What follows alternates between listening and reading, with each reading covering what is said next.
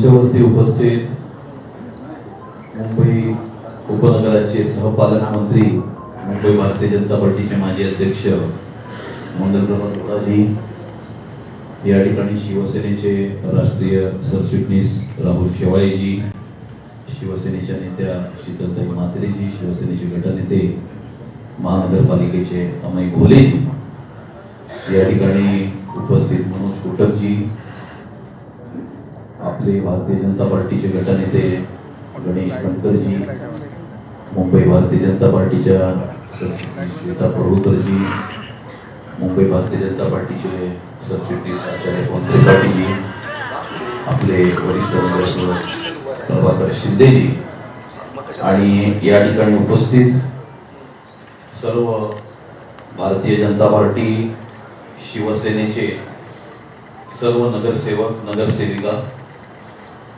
मी भारतीय जनता पार्टीचे राष्ट्रीय अध्यक्ष श्री नितीन नवीनजी, तसेच महाराष्ट्राचे भारतीय जनता पार्टीचे अध्यक्ष रवींद्र चव्हाण साहेब, तसेच महाराष्ट्राचे मुख्यमंत्री सन्माननीय देवेंद्र फडणवीस साहेब आणि महाराष्ट्राचे उपमुख्यमंत्री आदरणीय एकनाथ शिंदे साहेब,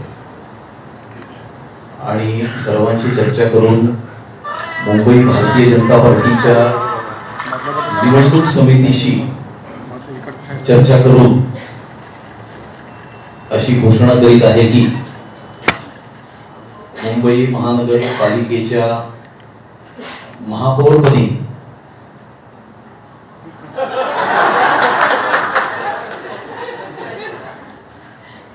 मुंबई महानगरपालिकेच्या महापौरपदी श्री रितू तावडे यांची घोषणा केली आहे।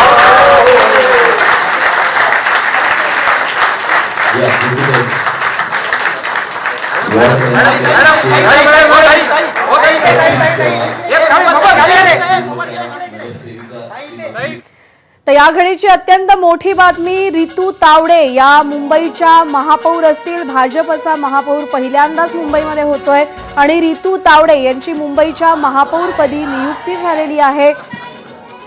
मुंबई भाजपचे अध्यक्ष अमित साटम यांनी त्यांच्या नावाची घोषणा केलेली आहे आणि रितू तावडे या मुंबईच्या महापौर असतील। मुंबईचा महापौर नेमकं कोण होणार याची उत्सुकता महानगरपालिका निवडणुकांच्या आधीपासून होती।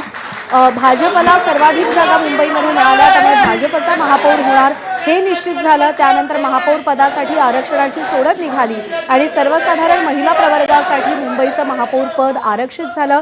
त्यानंतर 3 महिलांची नावं सातत्यानं भाजपकडून समोर येत होती आणि त्या तिघींपैकी रितू तावडे यांचं नाव हे प्रदेश पातळीवर राष्ट्रीय पातळीवरती निश्चित झाल्याचं अमित साटम यांनी सांगितलं आणि रितू तावडे या आता मुंबईच्या महापौर असतील।